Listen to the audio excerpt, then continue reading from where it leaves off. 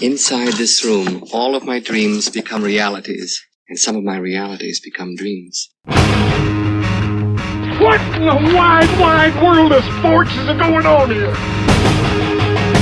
Alive! It's alive! It's alive! You are listening to The Wilder Ride, getting wilder by the minute. Here are your hosts, Alan Sanders and Walt Murray.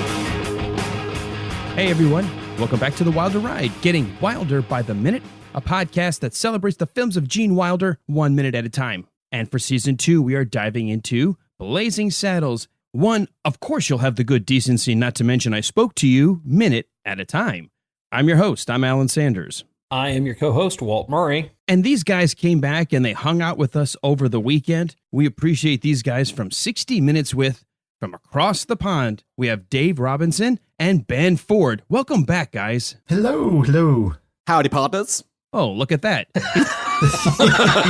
He's getting into the mode. Good Lord, are you actually American? Yo, you know I am, Walt. Come on. Nailed it. Actually, that's Alan, and I'm Ben. It's only Dick Van Dyke, isn't it? Oh, wait, no. You got to do it like all the really, the bad Cockney accent. Oh, Mary Poppins, is it? I know what I mean. Does she go? Nudge, nudge. Yo, wink, does wink, she, say does no more. She go? Does she go? Hey, wink, wink, nudge, nudge, know what I mean? Okay. So, I was asking y'all a couple days ago what you think of Americans based on our entertainment. It's obvious that everything we know about England and that whole part of the world is based on what we've seen on Monty Python. Absolutely. Yeah. And it's also, there's so many different dialects as well over here. Do you know what I mean? And as there is in America as well. There's no such thing as an American accent. Do you know what I mean? There's loads of them, millions of them. Yeah. Oh, yeah. Well, and I was noticing we keep referring to England, and it's actually the UK. Yes, that's why I felt you kept leaving Dave out of the conversation. Because because Dave, you're in Wales. Well, yeah, but they're the inbreds over there, so Look, stop making fun of my dad. Oh, jeez.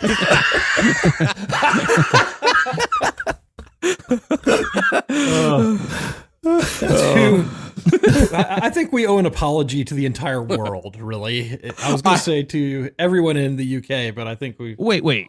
Walt, we're in the middle of breaking down frickin' Blazing Saddles, and you're worried about apologizing over a sheep joke? Well, no, I wasn't just apologizing for the sheep joke. I was just apologizing. Yeah. Just a generic apology.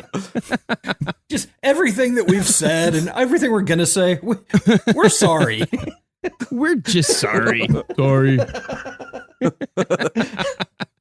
I couldn't possibly work them in until Monday. Oh, back to the murderers. It's Borith. Yeah, so we just kind of all believe that y'all all dress like Boris does. You live in castles. You drive on the wrong side of the road. Y'all do live in castles and quote Shakespeare. This is true. We shag sheep. Well, they do wrong. They do drive on the wrong side of the road. So that's true. Hey, that feels good. Yeah, I'm just glad we haven't had to break for tea time yet. Oh, that'll come. That'll come. Don't worry. Dave's being remarkably quiet. I don't know if we're ticking him off or Dave what. Just threw up his hands and walked off. He's like, I'm done. He's like, these fucking wankers. I just need a minute to myself with all the sheep talk, that's all.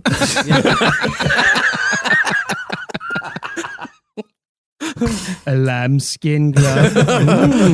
Well, at least Ben remembered to unmute his mic. That's true. What a dick. Dear Lord. Well, this is going to be a fun minute. All right. Speaking of offensive stuff, we've got a fun minute in front of us here today for minute 51, because we kick off right at the beginning of the minute with Bart and Jim continuing their conversation about the invention of the Candygram, and he says the line about they probably won't give me credit for it. And it's going to end with, in another 25 years, you'll be able to shake their hands in broad daylight. So let's go ahead and dive into this. At the very opening of the scene here, there's a continuation of the conversation, as I said, about not getting credit. And Walt, let's just remind everybody, if they forgot about what we talked about last week, the Candygram had not yet been invented at the time of this movie. Well, at the time the movie set. It was invented in 1959. So a little bit after this movie is set. But now we know. We're fixing the historical record. It actually was invented in 1874 by Sheriff Bart, but nobody wanted to give him any credit for it. That just shows you how messed up our history is because of the racism. Yeah, they wanted to keep him down until 1959. That way we could figure out how a white guy could make money off of it. Yeah, well, I'm just glad we now understand the origin. Yeah, now we know the origin of the Candygram. You know what? That's one of the many things I love about this show, is that that would have just passed me by, and I would never even have thought about that. And because you've taken that deep dive to look into it and how it could link from the original invention to how it appears in Blazing Saddles, I think it's so good that shit like this comes to people's attention, and so it should. See, it's not anachronistic. We're educated. It's just they wouldn't give him any credit for it, not until some white guy could figure out how to profit from it. Right. Exactly. Sad but true. Well, he gets a kick out of it himself because he smiles, but then all of a sudden there's a rap at the window, little tap tap at the window. And now Bart goes pretty readily over to the window, Walt, after what happened earlier in the day, and of course with Mongo in town. Do you think he should have maybe been a little more apprehensive? Yeah, Bart's kind of fearless. He's beaten Mongo. And well, that's true. He has beaten Mongo, and you got to feel like the king of the world at that point. Well, I guess you got a point there, because you're right. Yeah. Once you've beaten Mongo, what are you afraid of? And there is a rack of guns pretty close at hand, too, just in case he needs them. But they have a chain through Plus them. he's wearing a pair. Well, that's true. He does have 2 6-shooters on his hips. Yeah. Dave, you weren't with us when Bart was walking down the streets of Rockridge and had the confrontation with the old woman who gave him the up yours. Mm-hmm. So looking back, when you first saw this movie, it's in your top 5 comedies of all time, when they circle back around to this same woman coming in the dead of night to the window, do you remember sort of how you felt looking back on this particular joke? Yeah, I can remember exactly what I thought the first time I watched it. I could have sworn that she had got a file, like they do in all typical films where they bring a file, bake it into a pie or a cake to help the prisoner escape. I thought she'd put up a file into a pie to help Mongo escape. It was the first thought that went through my head. That is funny. So what's he going to use? How's he going to use the file? He's Mongo. He can do anything, can't he? I'm sure. And then, obviously, then you know what's going to happen. But for a while, it did sort of linger. Has she poisoned the pie? Would it be safe for him to eat? Is she doing like a double bluff on him? Where it's, I'm quite friendly with you. I'm sorry for what I said. Here's a poisoned apple pie. But yeah, I remember as a kid, the first thing, I don't know why, for some reason, it was it was a file to try and release Mongo for some reason. Wow. So that's what you remember initially. Now that you've seen it, you're a little older, you're a little wiser, you understand what's happening in this movie. What are your thoughts about this scene today?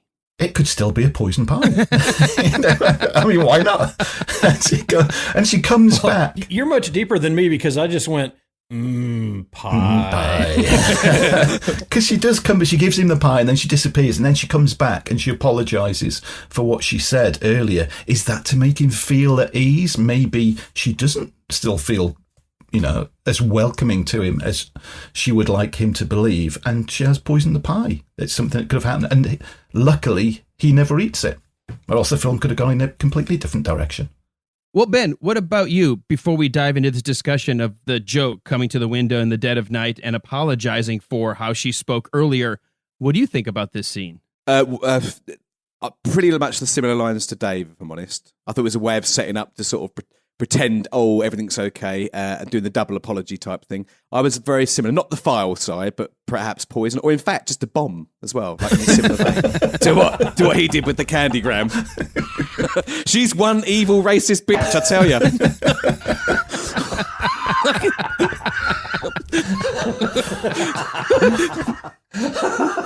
Have you ever seen such cruelty? Oh my gosh. Well, what about you? I think I just kind of took it for what it was, and but it's it kind of speaks to a lot of things, because you do see her kind of change her attitude towards him, but she's still worried about the public perception of being human to him, and being nice and being appreciative of what he's doing. So I didn't really think about the fact that she probably X-laxed the pie. But it is kind of an interesting commentary that she is willing to be nice to him and thank him for that, but she doesn't want anybody to know that she thanked him for it. That's it. Wouldn't it be amazing if that actually worked in the real world? That you just brought along a pie and all racism got diminished and disappeared. Well, it would work with me. Oh, we're not be like, where's the cream, bitch? What, no Briars with this? Come on. Yeah. At least have some ice cream. Yeah, too right. When I saw this, what I found interesting about it is her repetition of the same slur that she used earlier. She actually literally quotes herself. Yes. Good evening, Sheriff. Sorry about the up yours. As if she doesn't realize that's what caused the problem to begin with. So she uses the same phrase, but sort of couches it with a sorry about all that, but says it again.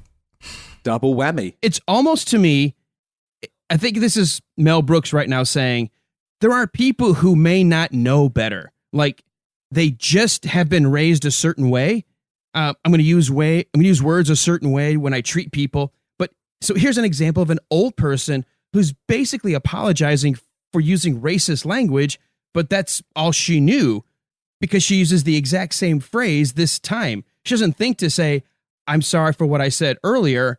She says, I'm sorry for that whole, and quotes herself exactly. But then maybe he's had loads of stuff thrown at him all day, all, do you know what I mean? So lots of different slurs. Maybe she's just pointing out the bad thing that she said, just to jog his memory, in case he could remember. Because he might have forgotten. Right. Yeah. And then she does come back. He is kind of an interesting underdog, because he is so smart and so talented, and yet he is the outcast. And so it really is kind of, it does show how crazy just blanket racism is. Yeah. And I also would think it does paint a light that there are some people who may not even realize what they're saying. Right.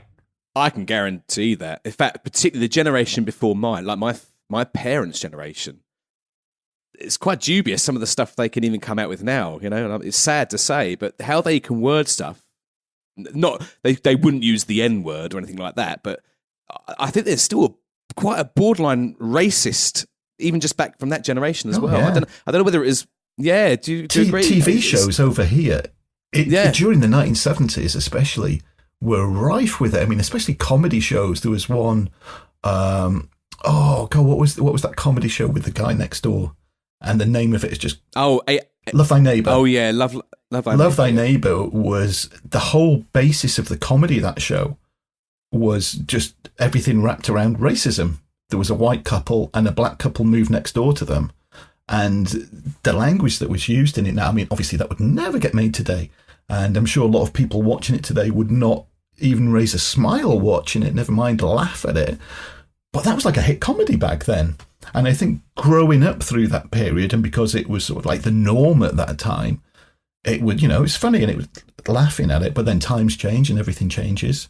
And the language that people use changes and people's views change, as they should, especially with things like this. It's just weird of what was the norm back then is not now.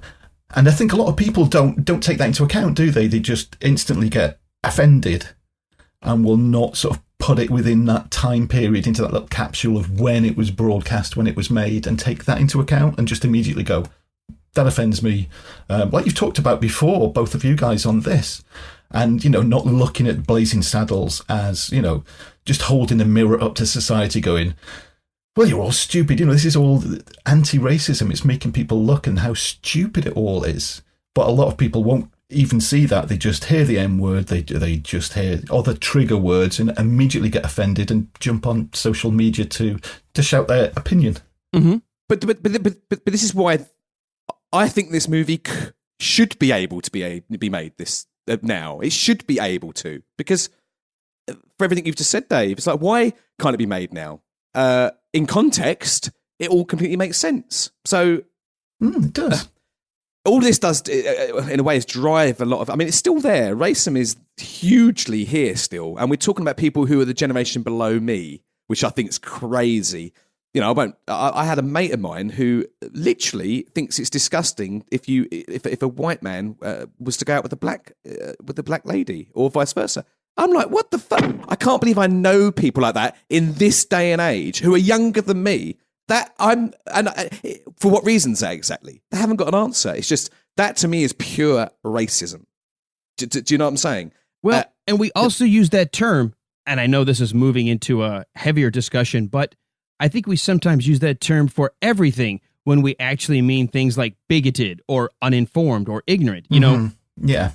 I usually think of racism as sort of like the worst you can be, where you just assume there's nothing about your race that's going to be better about mine. Yeah, like absolutely. I'm the superior race. And at its core, that's what is racist.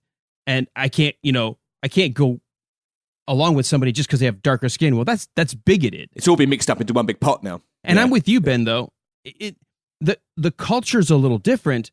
I would almost think that if Mel Brooks was, let's say, in his early 40s today, and he was going to make a satire to help show a mirror against society, instead of it being against racism, it's going to be against, trigger words and safe spaces and snowflakes. And wait a minute, if you guys aren't even going to talk about something, then all you're going to do is perpetuate its existence because you're giving it more power than it needs, because you want to run away and ignore it and pretend it doesn't exist by going la, la, la, la, la, instead of putting a light on it. Way more dangerous, because all you're doing is you're pushing it underground. Right. You know what I mean? It's scary stuff. I honestly did not realize that y'all had that type of racist issue in the UK, that white people felt that way towards black people. I did not realize that was an issue in the UK. Yeah. Okay, before we go too much deeper, because that's an example that we all have examples, I would argue, historically speaking, that 21st century, at least here in the US, is a million times better than in the 60s during the race riots and then during the movements. Oh, absolutely. We've come so far. And I hate when we use these terms or an example to make it seem like it's just as bad as it always was, when that's not the case. It's not. I mean, that what I was saying there was one tiny example amongst that. Never happens generally. That sort of conversation I had with my friend there I've never heard it since with anyone else. But what I was trying to just say is it's still there in some people. That's all it is. I don't think you'll ever, because we're human beings. Everyone's flawed. Everyone's got different problems or backgrounds. People been raised poorly by maybe their parents. You can't eliminate everything. But I think it's far different today than it was in Mel Brooks's day. Oh, totally. So getting back to the scene then, what's really funny about it is, Walt, this is something you brought up. Mongo apparently was a bigger threat than the black sheriff. And they recognize that because she says, I hope this apple pie will in some small way say thank you for your ingenuity and courage in defeating that horrible Mongol. So whether she wants to admit it or realize it or not, underneath she's saying, I may not like you as a black man, but I like you a whole lot more than the monster Mongo that we can all agree on was horrible. That's a really good point, and it is interesting to see, it is interesting to see when we look at how the town responded to Bart and how the town responded to Mongo. They ran away screaming from Mongo. They were ready to shoot Bart. And I don't quite know what that says about them, but they were scared of Mongo, and they just figured they'd shoot Bart and be done with him. Well, I think what they're saying, at least the way they're saying it, I think they felt like they could control what was happening with the black sheriff. They realized there was no way to control the monster. And now the guy that they judged, or should we use the term prejudged, the black man, outwitted and defeated the monster that terrified the town. That's got to be a huge wake-up call. I mean, it's not going to be an overnight thing, but it's now burning in their minds. Like, holy crap, maybe we misjudged Bart because he was able to defeat the one guy that scared us so badly, we didn't even try to bring our own guns to bear. We just ran away. Has it been brought up? Because I know you've got, the original script and so on, and I'm not sure if this has been covered in the earlier minutes that have not been released yet. Has it been covered anywhere about what Mongo did to the town that got them so scared? No, it's just left to you to imagine whatever you'd like to about what he could have done. Yeah, all we get are the lines of, our Mongo's not much of a who, he's more of a what. Ah, okay. Well, Mongo's just treated like an outcast, isn't he, throughout?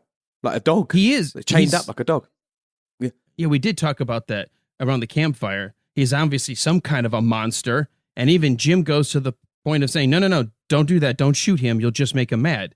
And I think that paints enough of a picture for all of us that we go, oh, holy crap. What kind of a man can be shot? And all it does is make him angry. So this actually, if you have to pick the moment where I think the town starts to change, their attitudes, and it's not immediate, but at least that fuse is lit. It's the defeat of Mongo and this old woman who did really hurt Bart. I mean, Walt, you brought that up.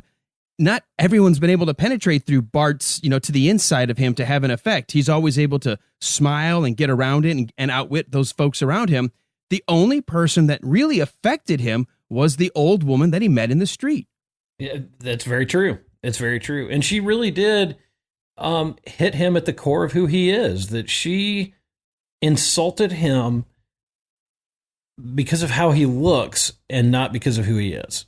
That he's a guy with good character. He's brave. He actually is protecting a town full of people who don't like him because of the most insignificant part of who he is. Well, I mean, they don't like him because of how he looks. And yet he's still willing to step to the plate and protect the town. Would she have reacted the same way if he fought against Mongo but lost? But looked at him as if, well, he gave it a good try. Do you know what I mean? He still tried to protect us. That's a good question. I don't know. I probably would argue that with their embedded prejudice, they'd probably say, see, not good for anything. Or they just go, oh, well. Yeah. He couldn't do it. Like they would write him completely off. Yeah. I think he had to beat Mongo. Well, because of how the script goes, or? The script says, it does say that he wins, yes. Right. We'd be watching a completely different movie. Well, the UK version has a different ending, so. Mongo beat Bart. Into little meaty meatballs. Next scene, we see Mongo with a big pile of meatballs. Me beat Sheriff Bart. It took a really weird turn. All right.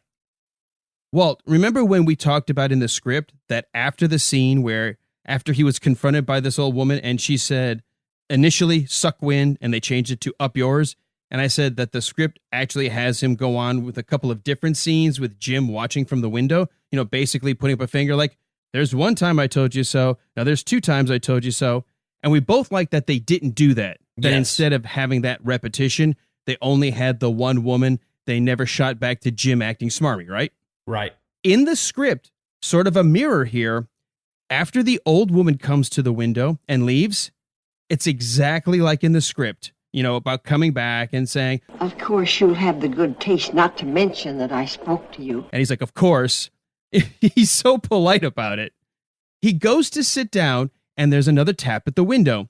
He goes, now it's Howard Johnson, and he's got his laurel wreath.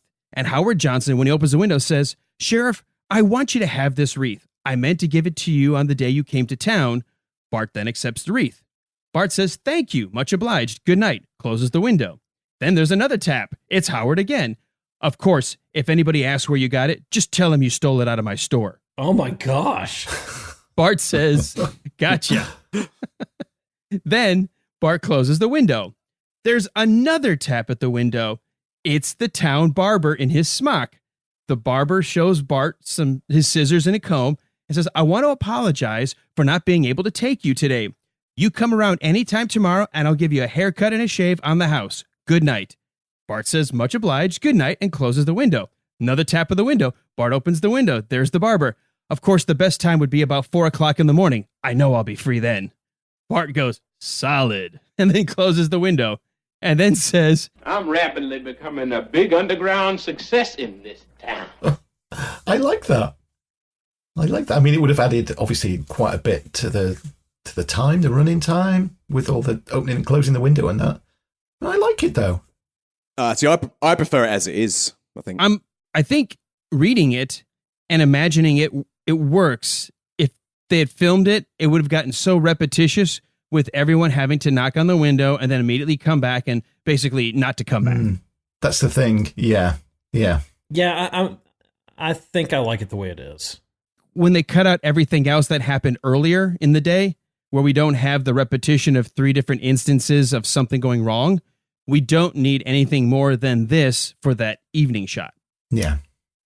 I do think it's fun, though, to dive into the script and realize they did want this repetition of threes of people coming to the window. Oh, you've spoken that about before, haven't you? The threes as well in movies. Is that right? Yes. Yeah. And if I remember right, the rule of comedy is that things work in threes, but I think that we're good just having one in this circumstance. I agree. I think, again, it's funny. I'm with Dave. When I read it, it's hysterical. But everybody wants to, try to be nice. They just don't want to do it publicly. But it is. It's lighting that fuse. The defeat of Mongo is really that road to Damascus moment for this town. They all got struck by lightning. They're still not quite sure what happened, but something has happened, and it's causing that change. But also, 3 of them coming in, would they not have the chance of bumping into each other? So you couldn't keep it secret anyway. Yeah, that's a good point. It's like, why is everybody going to the back alley behind the sheriff's building? Because pies are back there. Well, they smelled the pie, and they wanted to know what was going on. Well, I think we all understand that she is representative of the feeling of the town. And so you don't necessarily need all 3 of those to understand that that's how everybody feels. That's correct. I was waiting to see what those guys said. When he closes the window, because we only need the one scene, we get the one woman, and I think it does encapsulate. I mean, it says the same thing, whether we do it 3 times or once. It's the same message. It's, I want to reach out to the sheriff. I'm kind of apologizing, but at the same time, I don't want to do it in front of the rest of the town. Not yet. I'm not fully embracing you in public, but at least I'm coming to you privately. And, that's the first step. Yeah. I think one of the things that I thought about when I was mulling over this comment is it really puts racism where it belongs, and that is that it is very childish, because doesn't that kind of have that tone that rings back to high school when it's like the person who is kind of offbeat or is kind of a nerd or whatever, and it's not cool to hang out with that person. And you might be friends with them, but you don't want everybody to know you're friends with them. You just don't want to admit it publicly. Yeah, and so it kind of has that same feeling to it of, I want to let them know that I like them and that I'm okay with them, but I don't want everybody to know that I like them and that I hang out with them. Yeah, people used to say that about me. Used to? Oh, wait. Aw. That was just too easy. Yeah, a long time ago. Like, yesterday. It's why it's a podcast and not a video podcast. So, but I do really, I love his line there when he says, I'm rapidly becoming a big underground success in this town. That is a great line. It is a good line because it does a couple of things. First, for American history, the use of the word underground, especially in this context, brings up the Underground Railroad, which is, the stop points of being able to take freed slaves or escaping slaves to freedom. And there was a network of many different, cultures and diversity and backgrounds who did not believe in subjugating, the black individuals from the South. So there was this underground railroad. It can't help but be conjured with this whole underground success. But on its surface, hey, this is all happening behind the scenes. At some point, I might be able to come out in the light of day. Sorry, could you repeat that again? Word for word, please. Yeah, exactly. I agree. Were you not listening? Me? Not listen? Give me a laugh. He's playing words with friends. God, he's talking again. No, I totally agree with everything you just said. And then you pull a Taggart. Wait, what?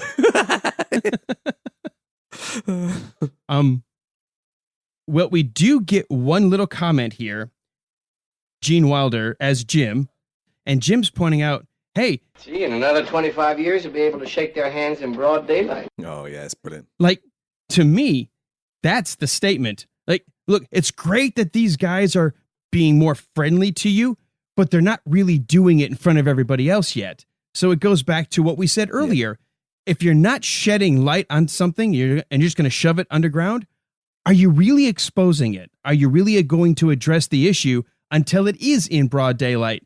And Jim's saying at this rate, it's going to take 25 years before that happens. That's the delivery of the line too, isn't it? I think he delivers the line so well, and the look on his face. It's again, it shows what Gene Wilder, what he can do. He can do so much with so little throughout all the movies that he does. Yeah. I haven't had a chance to talk about him much. It's just, I'm such a huge fan of Gene Wilder. He's incredible. Yeah. It's his face as well, isn't it? It's just the expression. Oh, yeah. More than what he's saying. I love it. It's subdued. I would almost go understated.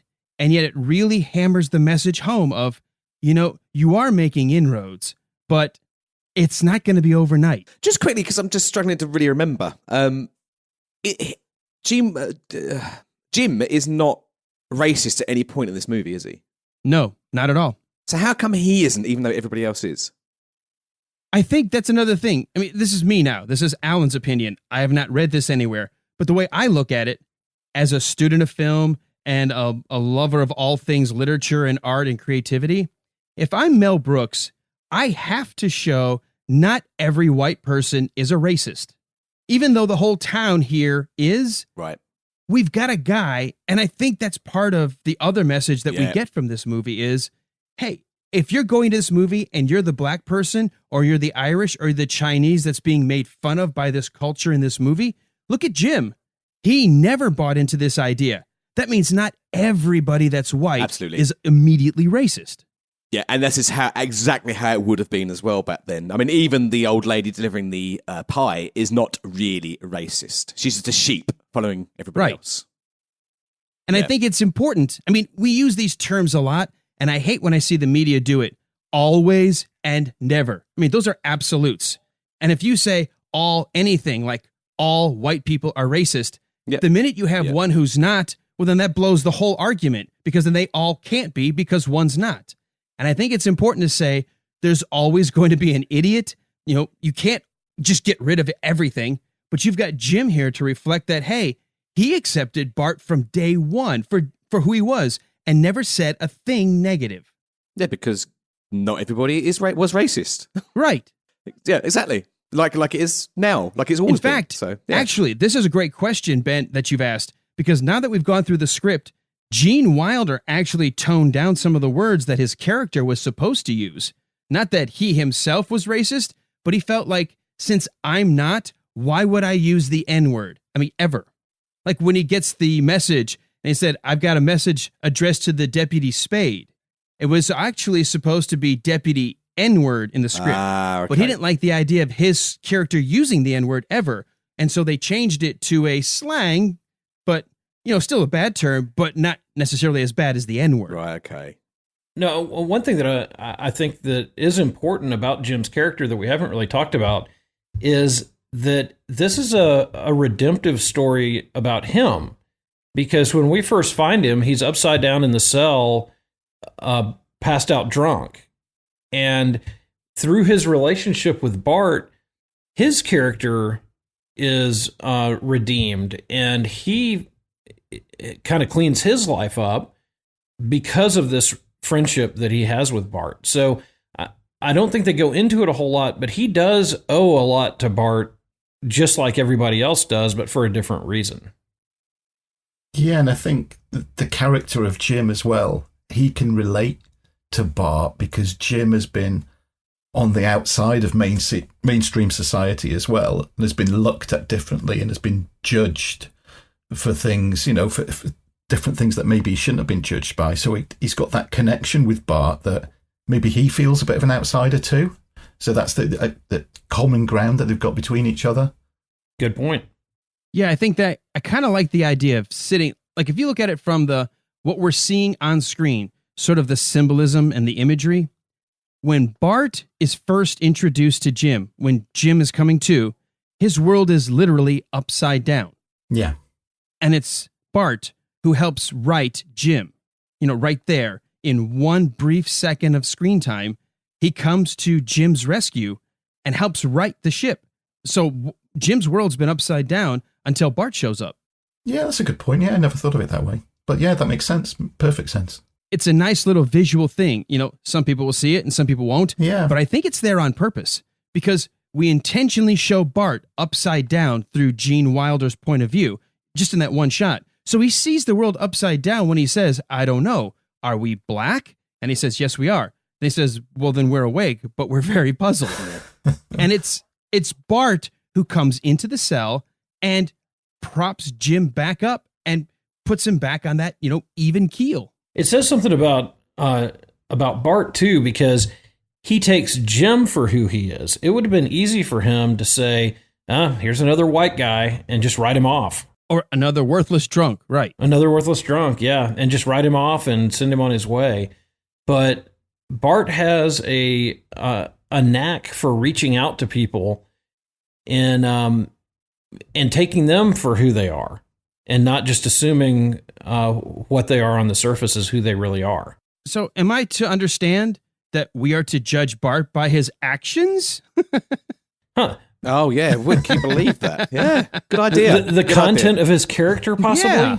Wow. It's almost like somebody important said that before about how we should look at each other, And it is crazy when you think about it, just at that most simple level.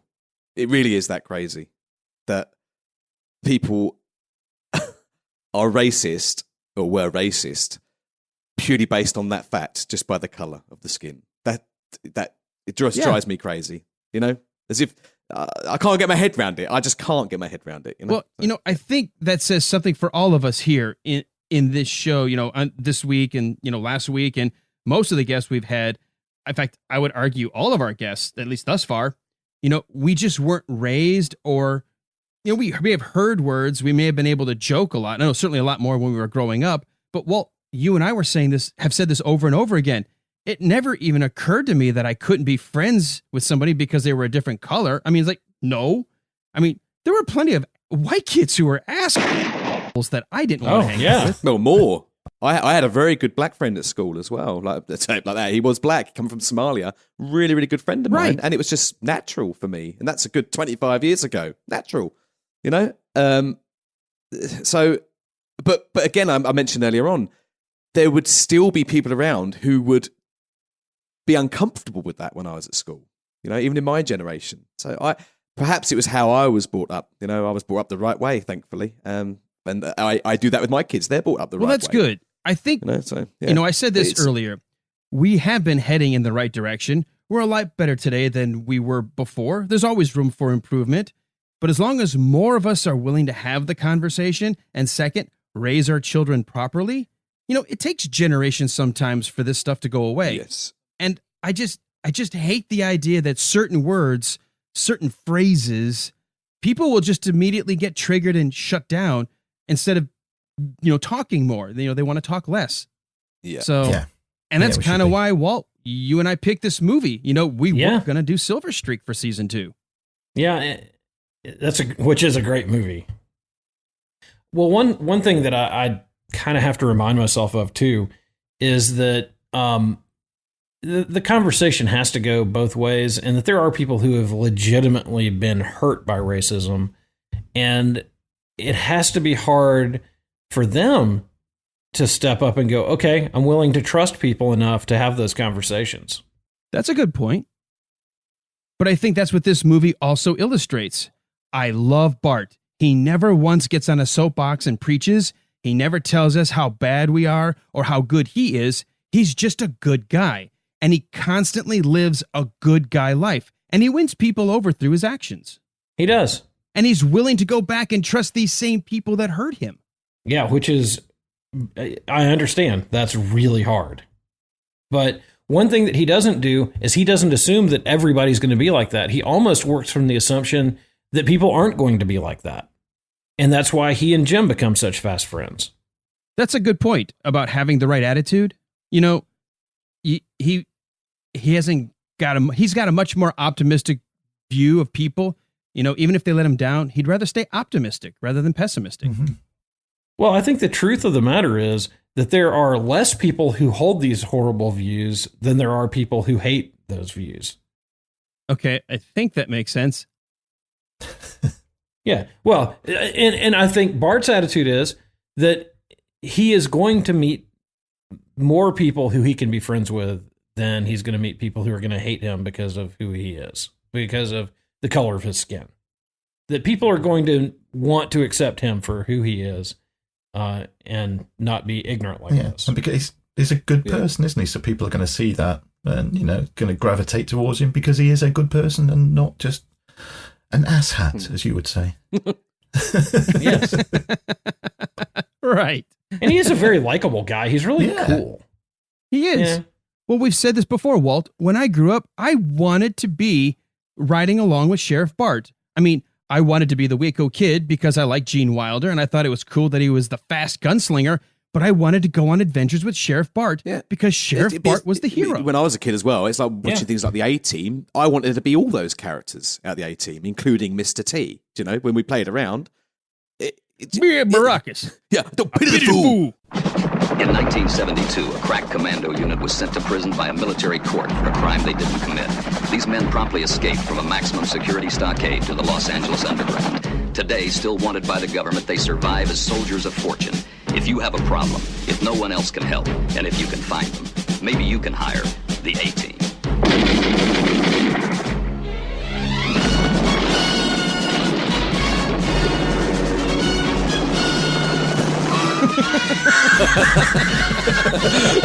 I ain't going no flying. Ain't going to no plane. God, I love that show. I love that show. It's amazing. But that's the point. It's just right where it's going ridiculous. I don't know whether you're getting over in your side of the pond, but people get up in arms if you want to dress up as Mr. T from the A-Team. Oh yeah, don't do that. Yeah, but that's ridiculous. Why can you not? Yeah, we could. Why can you not? This is going to be a whole different podcast for a whole different day. I mean, we could talk about culture. But you know what I'm saying, don't you? You should be allowed to. You should be allowed to do that without any fear, of what's going to any backlash. I'll say it in a little bit of a different way. What bothers me about being pushed so far one direction that you become completely blind to what's going on. The big movement now in our country, when you have little girls who want to dress up, like Moana, like one of the Disney princesses, because she's Samoan, she's from Hawaii, and they're all like, "What? But you're white. You can't do that because you're not the same culture as Moana." But wait a minute, you've got a kid who loves this character so much, she wants to dress like her. I mean, isn't that the direction we're supposed to be heading? Yeah. Inclusiveness. It is. We've got a Mexican food chain over here, and it was in the news. I think it was a couple of years ago. And one of the things that they do within this food chain is they have Mexican hats, sombreros everywhere, and people can put them on and have get into the spirit of things and eat Mexican food and drink Mexican beer. And then all of a sudden, no, it was cultural appropriation to put on one of these sombreros, and you couldn't do that while you're having a Mexican meal. It's just going. A little bit crazy. Well, let me tell you, I do have a problem with that because I don't want to put on a hat that somebody else is. That's a good I think point. it's kind of gross. That's a good I don't have a problem with the fact that they're wearing a sombrero. I mean, I have a problem with I don't want a hat on my head that somebody else has worn. Oh, dear Lord. All right. We're going to pull this back because we do end the minute on the line that we just talked about with Jim talking about in 25 years, you'll be able to, shake their hands in broad daylight. And it looks like we're not quite sure. It looks like he's going to reach for a couple of jackets. I mean, we don't see that until tomorrow, but obviously we're going to continue their evening together. We're not quite done with their evening, but we are unfortunately done with this minute 51. So before I wrap up, I'm going to ask first and I missed this on Friday, Walt, do you have any notes from this minute that we might have forgot? No, I think we have actually covered everything here, except Gene Wilder's hair. Oh, yeah. His part, when you look at it, is like on the side of his head. Yeah. So we continue with this weird Gene Wilder hair that tends to make an appearance through his movies. I love Gene Wilder's hair.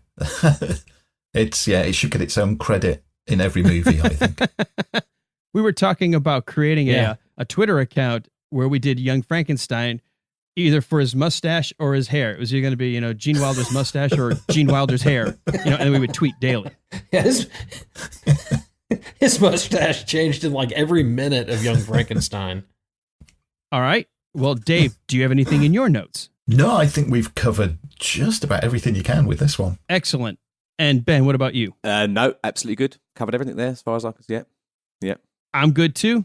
We got it all. So look, we had you guys, but we're going to have to say a fond farewell because we're out of time. Oh, yeah. You've got to fly back across the way and take care of your own podcast. You've got a small one that is actually 7 shows under one umbrella.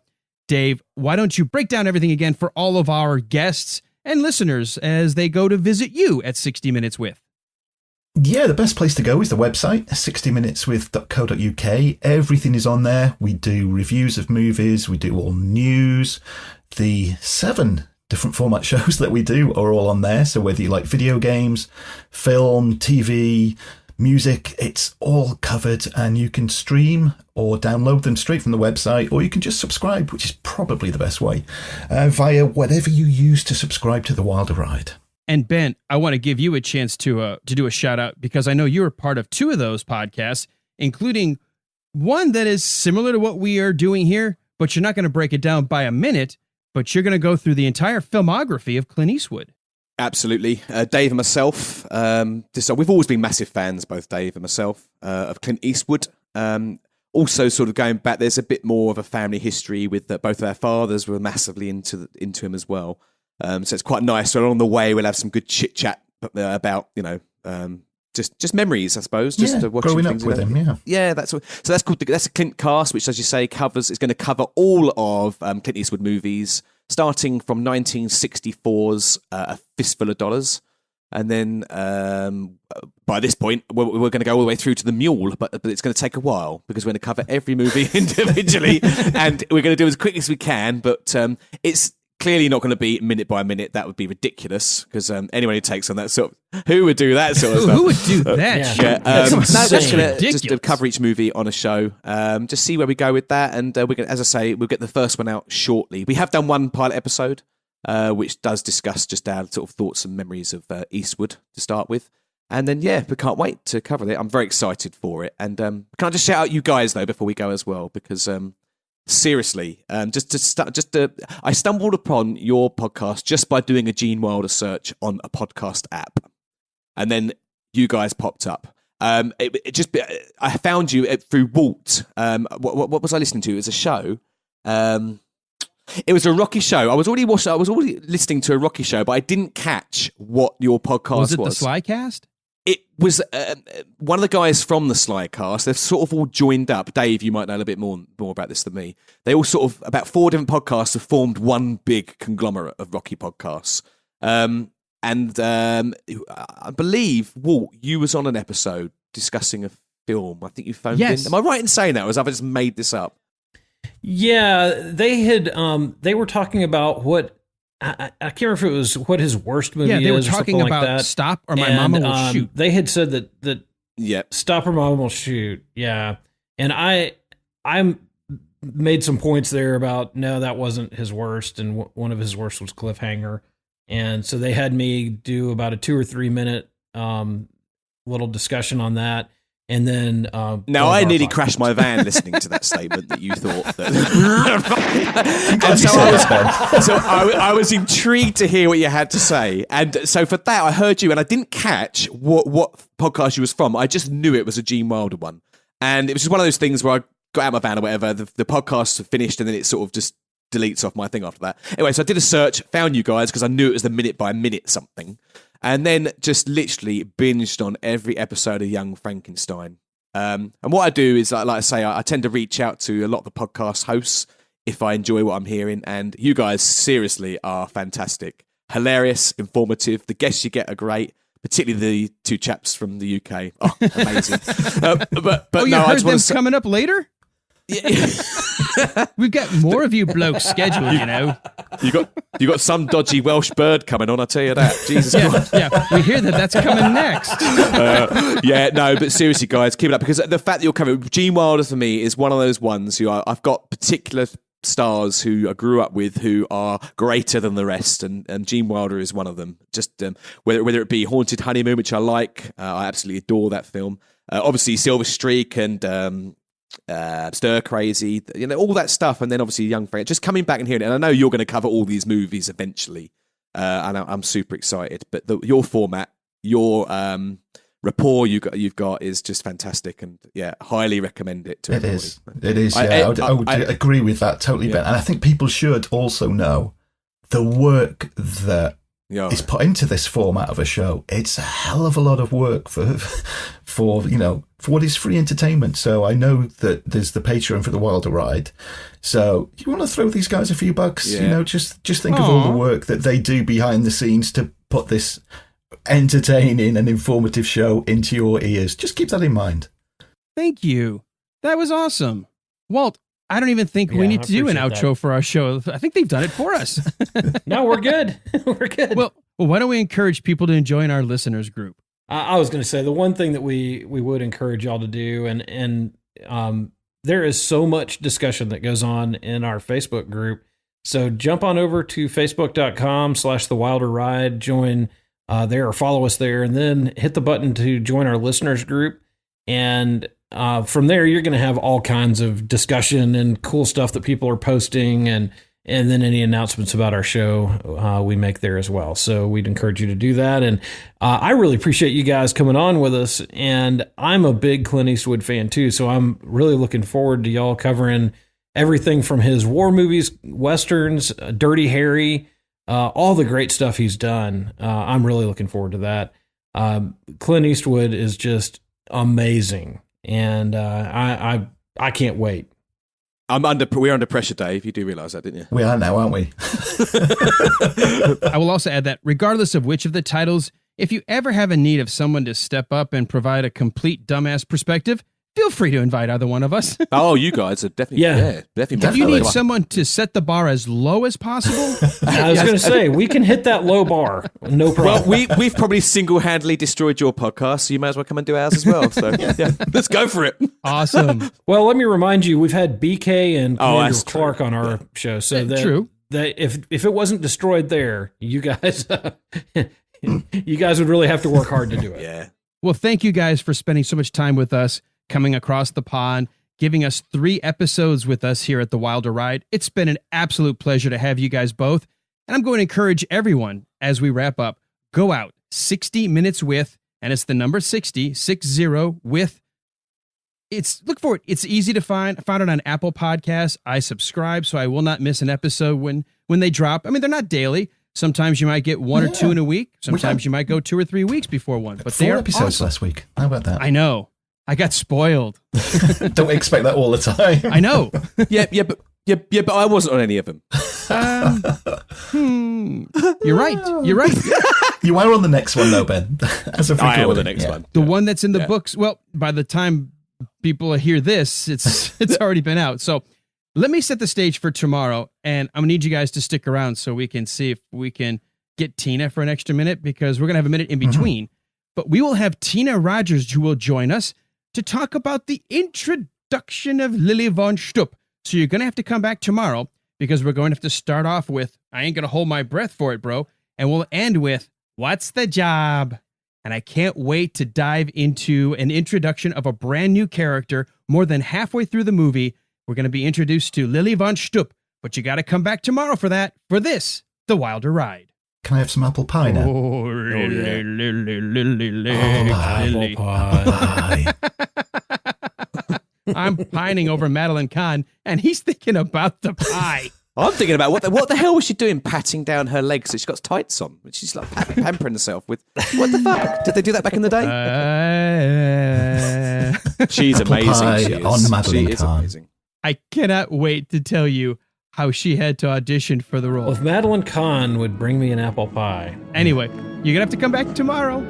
Bye.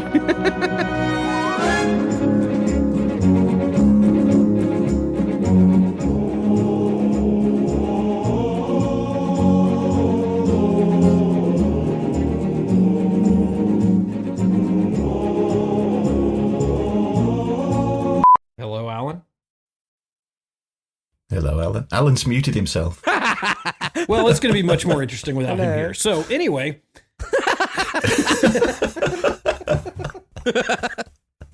Alan. Well, I would have to say this is the first time this has ever happened. Did we lose Alan? Wow, we've broken America. We've broken now wait a the minute. Wilder Let's not go Ride. that far. I mean, I think I think he's doing a good job of it, doing that even by from the himself. news that y'all get, you know how broken America already is. Very true. And you know about here too. Jeez, it's the It's same just- things happening here. Yeah, it's exactly the same.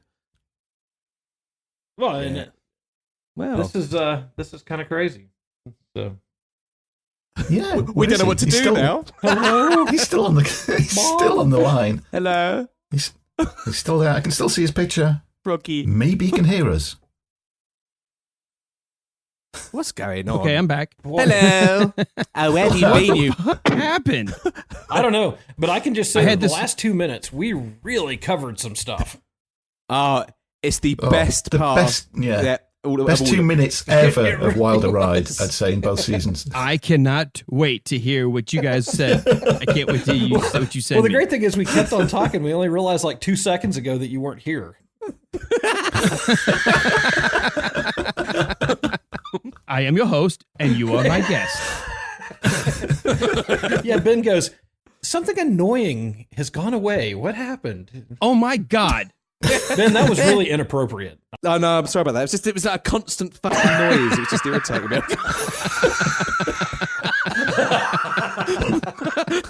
Oh my Well, God. I do like that Dave goes, we just don't know what to do now. Okay. We're completely So- lost. Where did you last hear me before, for some reason, Skype decided to Dunno. drop me? I wasn't listening. The last thing I remember you saying is, welcome back to the Wilder Ride. No, that's not true. We had a tap at the window and we mentioned the 6-shooter. Yeah, and he'd got two Okay. 6-shooters as well, Yes. because I brought Yeah. up about the fact that there was guns close by.